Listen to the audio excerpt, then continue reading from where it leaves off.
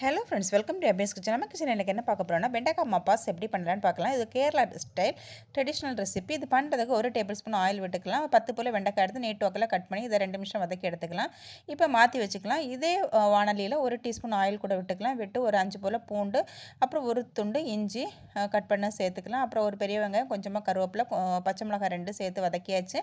ஒரு தக்காளி சேர்த்து 1 டீஸ்பூன் உப்பு சேர்த்து வதக்கியாச்சு. ஓகே, இப்போ தக்காளி வதக்கியாச்சு. 1/4 டீஸ்பூன் மஞ்சள் சேர்த்துக்கலாம். 1 டீஸ்பூன் மிளகாய்த்தூள், 1 டீஸ்பூன் மல்லித்தூள், 1/2 டீஸ்பூன் கரம் மசாலா சேர்த்து 1 நிமிஷம் வதக்கிக்கலாம். ஓகே, இப்போ பார்த்தீங்கன்னா வறுத்து வச்சு இந்த வெண்டைக்காயை சேர்த்துக்கலாம். ஓகே, இப்போ பார்த்தீங்கன்னா 2ஆம் பால், தேங்காய் பால் 2 பால் எடுத்து வச்சு 2ஆம் பால், 1ஆம் பால்.